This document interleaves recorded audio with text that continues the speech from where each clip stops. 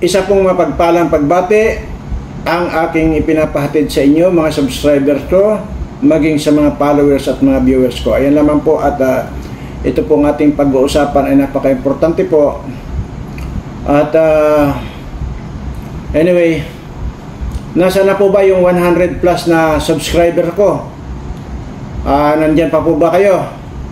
At kung nandyan pa po kayo, ay ito po ang inyong pakinggan, panoorin, at mukhang bubulwak na naman po yung dilobyo dito sa atin. At ito na po yung sinasabi ko dati sa inyo. Pero bago po yan natin tatalakayin yan, ay pasensya na po kayo, dahil magmula po nung Sabado ay umalis na po kami dito sa amin sa Mindoro.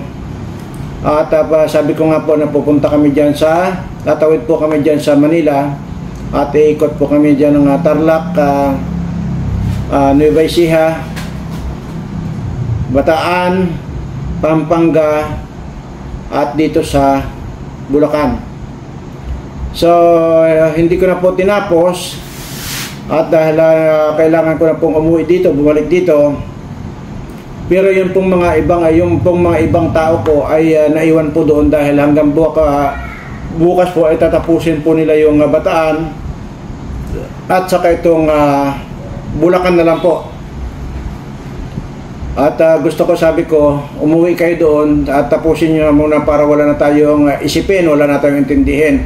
Kaya dapat tapusin nyo muna ang ikutan lahat, yung mga dapat ating ikutan. At ako nga po ay umunan at umuwi.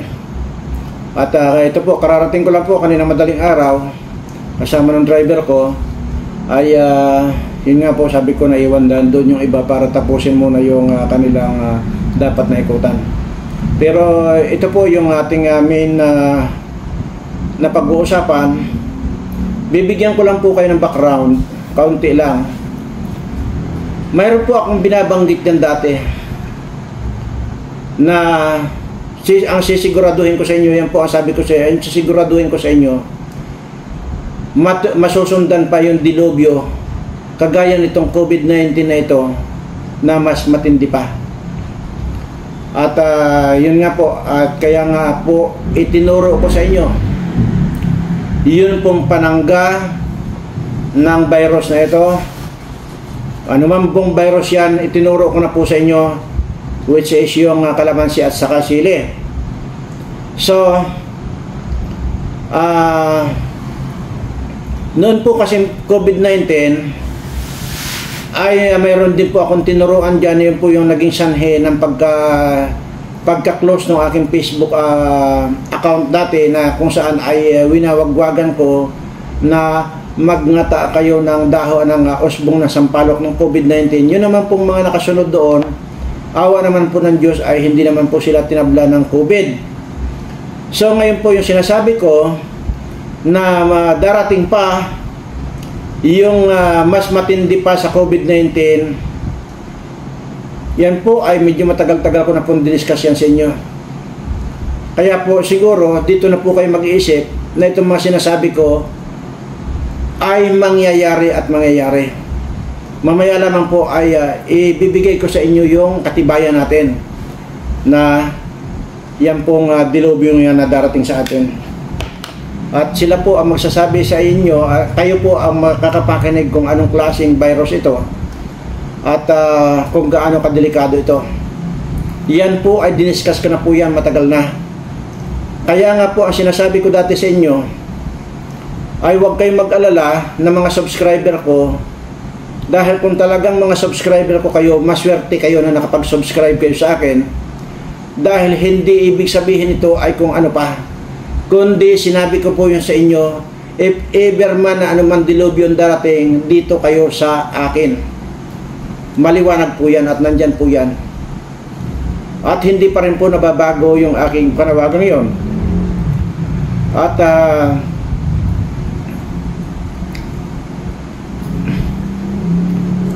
kaya lang po ay nasaan na nga po ba yung mga 100 plus na subscriber ko. Sana po ay mapanood din nyo ito, dahil napaka-importante po ito. Dahil ito po ang wala pong ibang magsasalba sa inyo. Sinasabi ko na sa inyo, tahasan ko nang sasabihin sa inyo, ako lang po ang makakapagsalba sa inyo. Unang-una, doon sa itinuro ko sa inyo na panangga, ayaw ko na pong ulit-ulitin dito. Tama na po yung sinabi ko. Yung tungkol po sa kalamansi at sa kasili, ayaw ko na pong ulitin yun kung paano po ang proseso nun. Total, yun po mga gustong interesado, nandyan po yan sa YouTube ko, hindi po na aalis yan, hindi po nabubura yan, yung tungkol sa kalamansi at sa kasili. Okay? Yan po yung sinasabi ko po sa inyo, 100% na sinabi ko sa inyo, yan po ang magsasalba sa inyo. Wala na pong iba. Dahil dito sa virus na ito, wala pong gamot, hindi total antibiotic dito. So, kaya ko lang po diniscuss ito sa inyo dahil gusto ko lang pong sariwain sa inyo yung pong aking mga binitewang salita sa inyo noon na may darating at darating ang dilubyo. So, kaya po, parang, kumbaga na pinanghihinaan ako ng loob dahil sigurado ako doon sa 100,000 plus na subscriber ko, hindi na po kasi nila nasusubaybayan itong programa natin.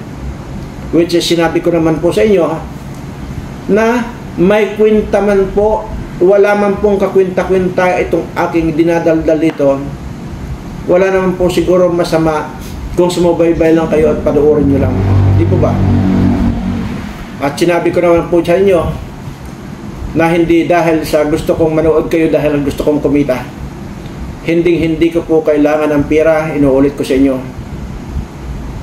Hindi ko na po kailangan hanggang sa nabubuhay ako sa mundong ito. Hindi na po ako mangangailangan ng pera.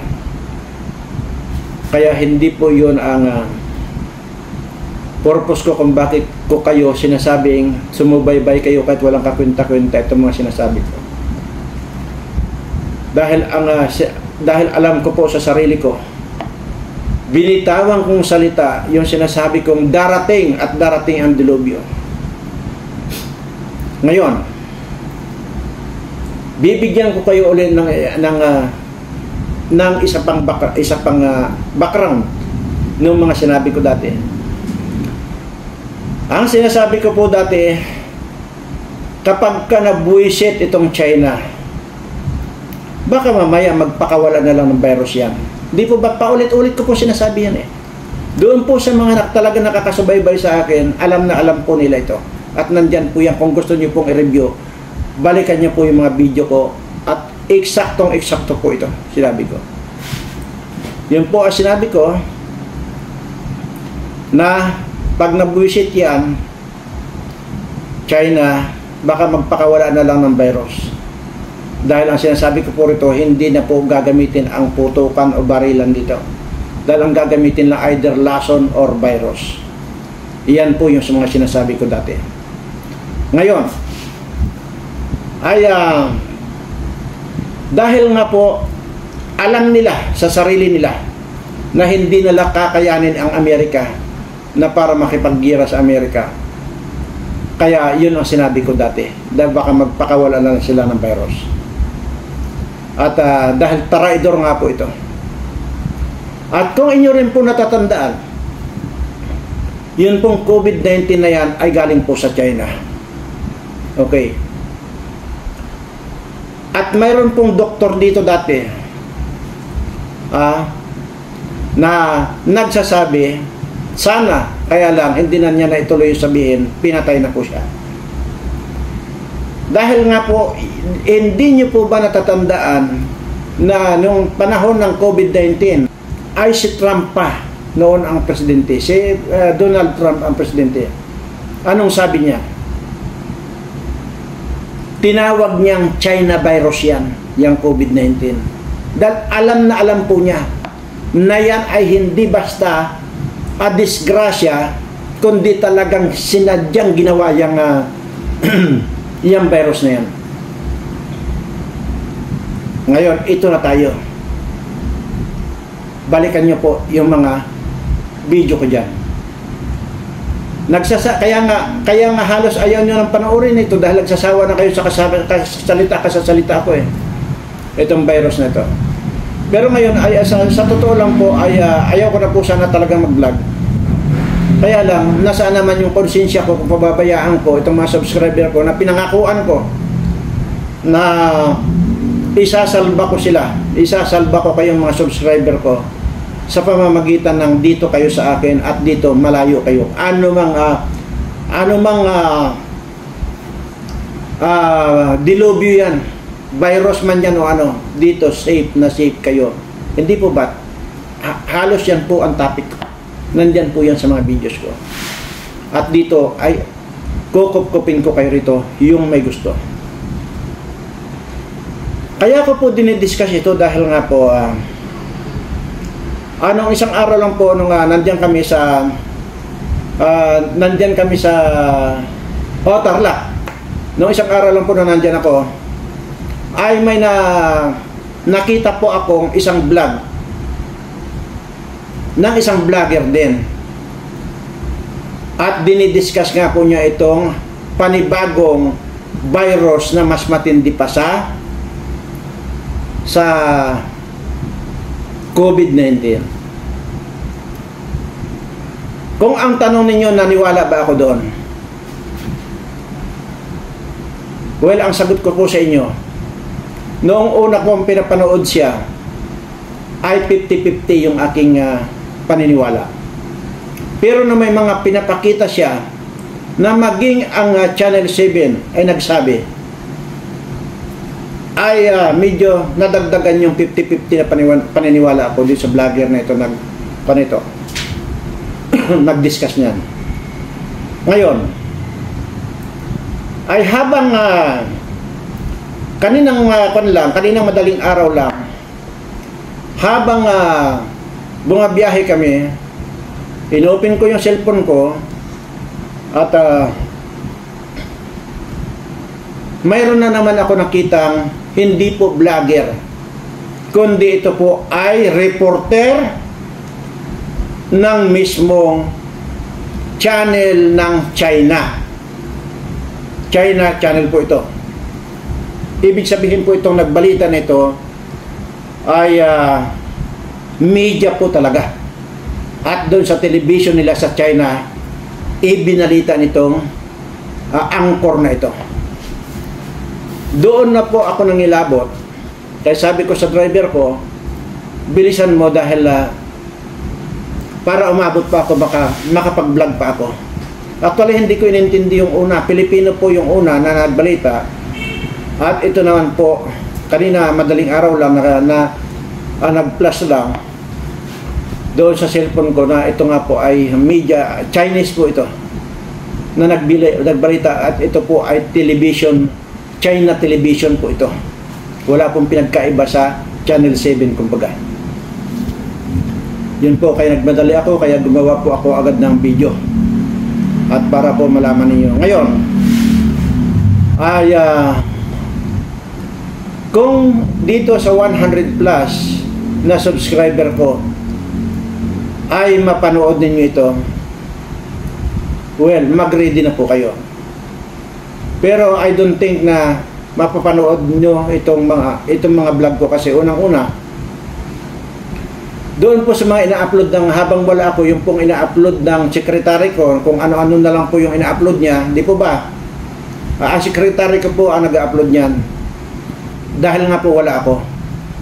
So, yun lang, kung ano-ano na lang i-upload niya. Kasi sabi ko, maghanap ka na lang dyan ng pwede mong i-record at i-upload mo na lang. So, yun. Kaya tuloy pa rin yung pag-upload. Pero nakita ko po, I don't think na mayroon na gising yung 100,000 subscriber ko. Kasi napakakaunti ang nanood or doon sa mga ina-upload na mga video. Halos pahirapan pa nga ang 2,000 na lang.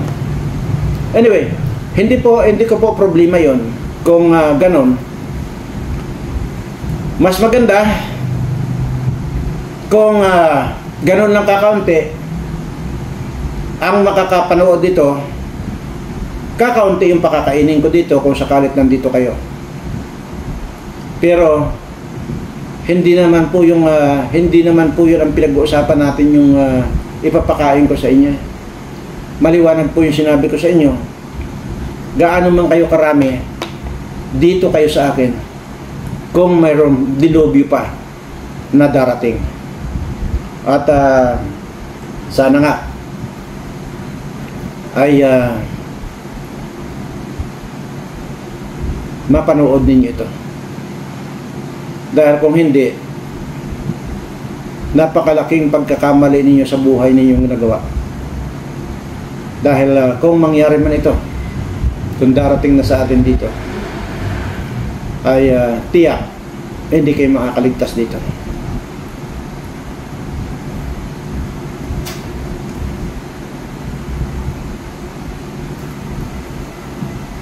Anyway,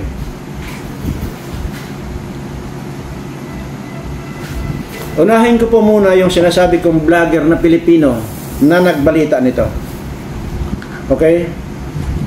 Tapos isusunod ko na po dyan. Ito yung sinasabi ko sa inyo na hindi pa ako makapaniwala nung time na ibinabalita ito.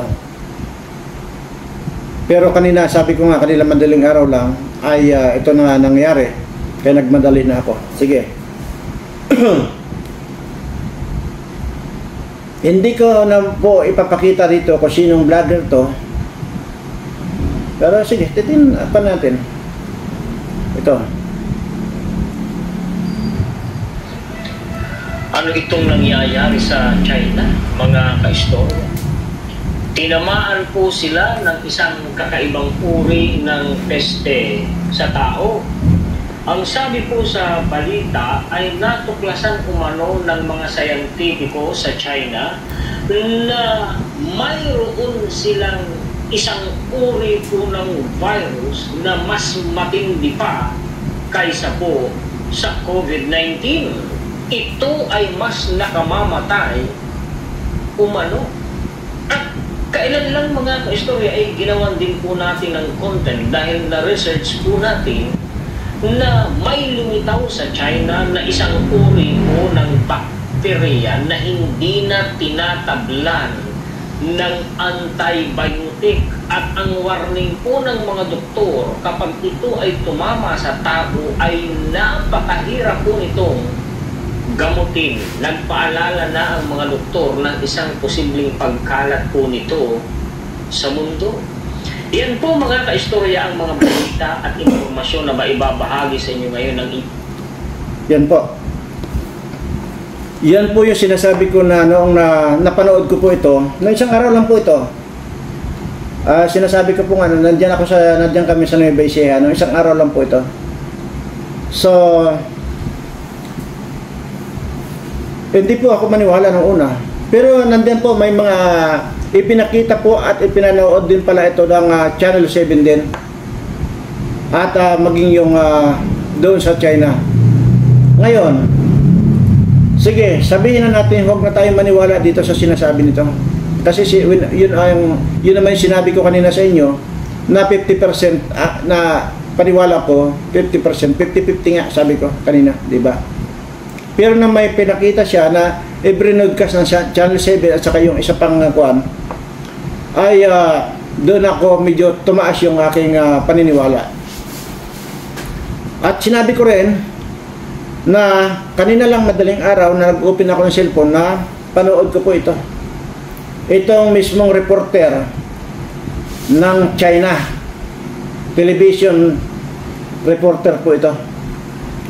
Ang title po ng kanyang video ay New COVID-like bat virus discovered in China.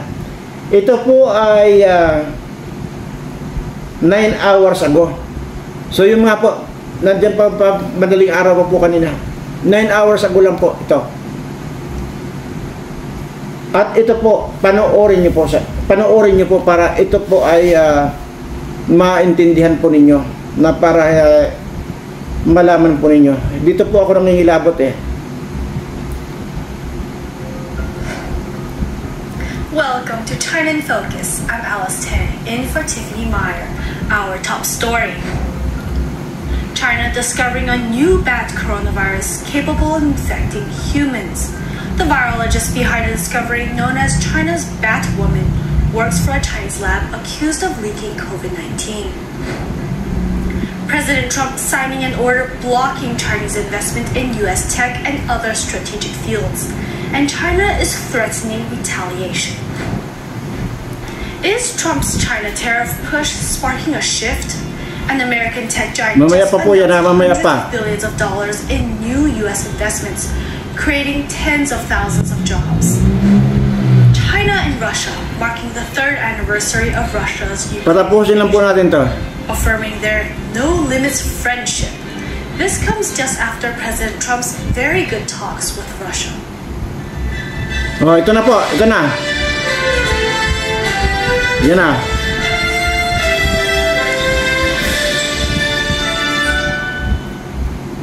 Yan na po. Before we dive into today's top story, we'd like to share an important update.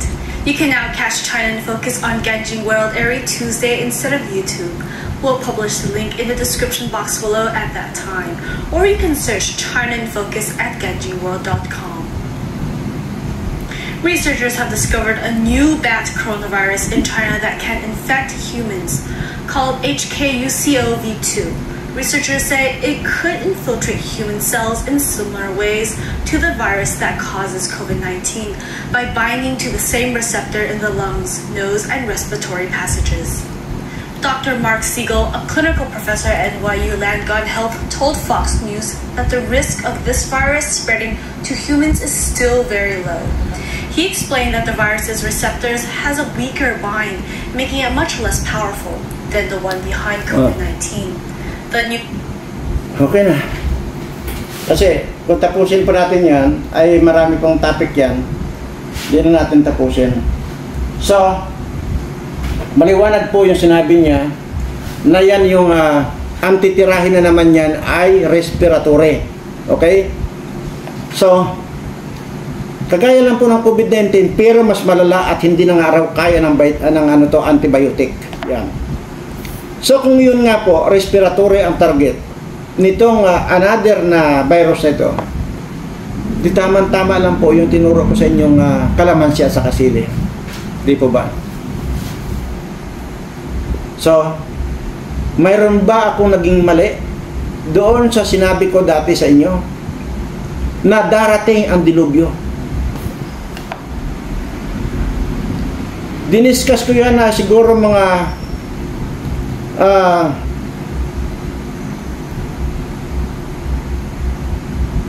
hindi ako nagkakamali, June last year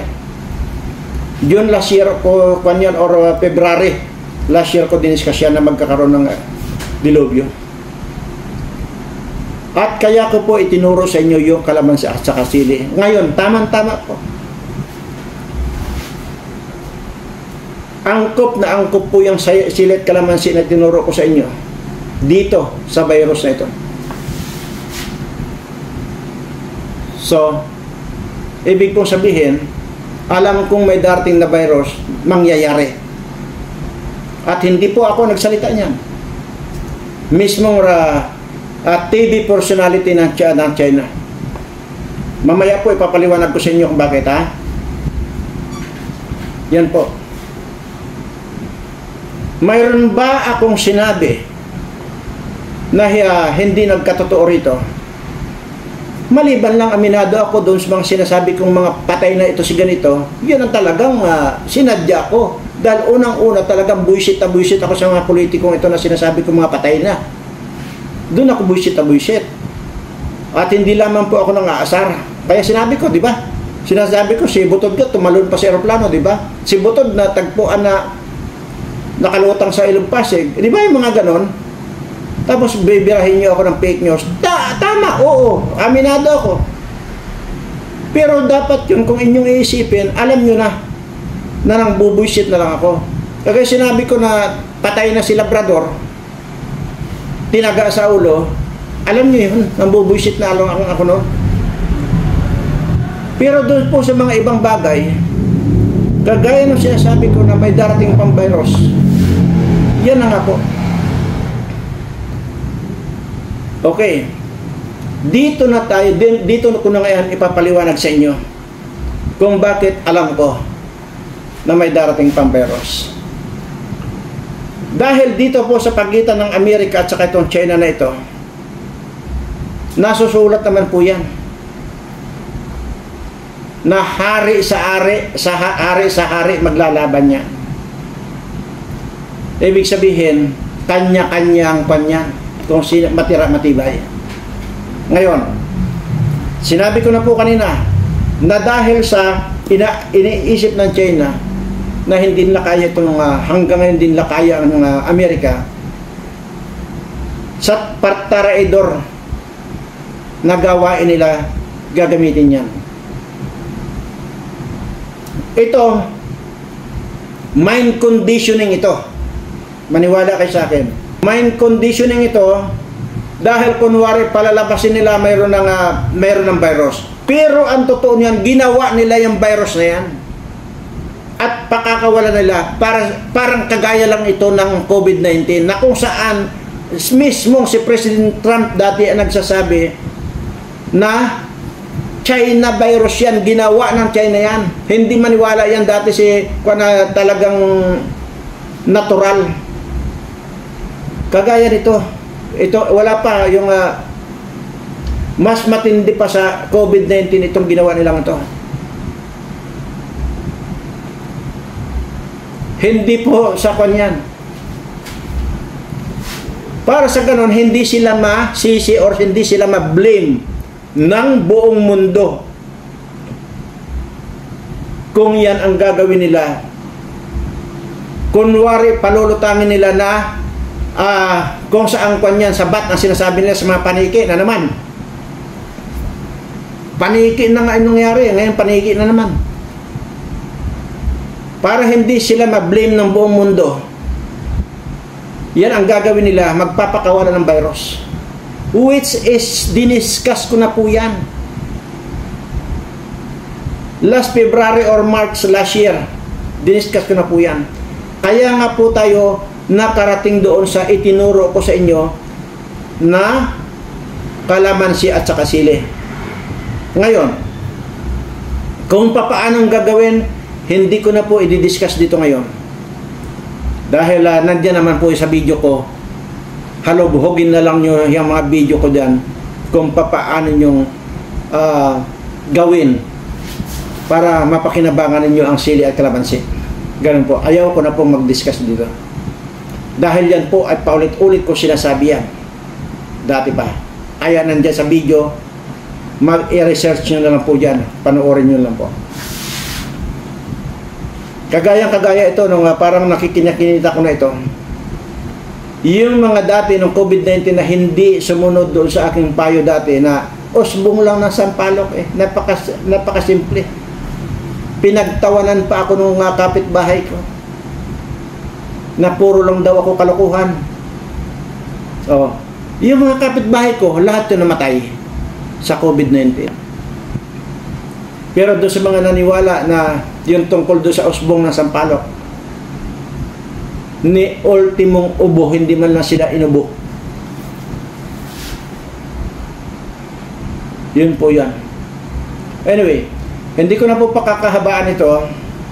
Una, ayaw ko na po mag-discuss dito dahil nung pong nag-discuss ako nito nung tungkol sa COVID-19, tinanggal po yung aking Facebook account. Nandyan po ngayon nandyan po sa mga video ko. Alamin nyo lang po kung saan dyan. Ayaw ko na pong paulit-ulit i-discuss dito. Yun tungkol sa kalamansi at saka sili. Ang nakakalungkot nga lang po dito ngayon kung nasaan na yung 100,000+ na subscriber ko. Dalangin ko lang po sana na mapanood ninyo ito para makapag-ready na po kayo noong tinuro ko sa inyong kalamansi at saka sili. Ngayon po kung talaga nandyan na, hindi po ako mag-aatubili o hindi po ako magdadalawang isip na tanggapin ko kayo dito sa lugar ko.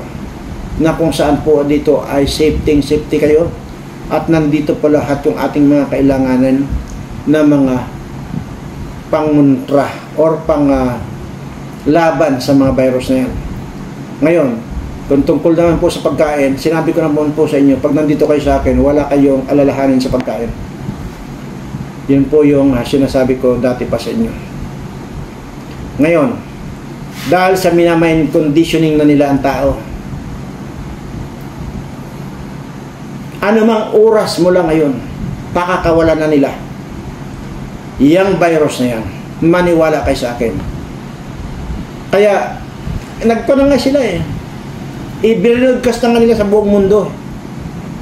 So, ibig sabihin ng pag-broadcast sila sa buong mundo, na kunwari may na-discover na naman sila ng panibagong virus, pero ang totoo yun, sila ang gumawa. Sabi ko po sa inyo, 3 hanggang 4 na chemicals lang, maging ako alam kong i-formulate ang lason or virus. Sinabi ko na po yan sa inyo.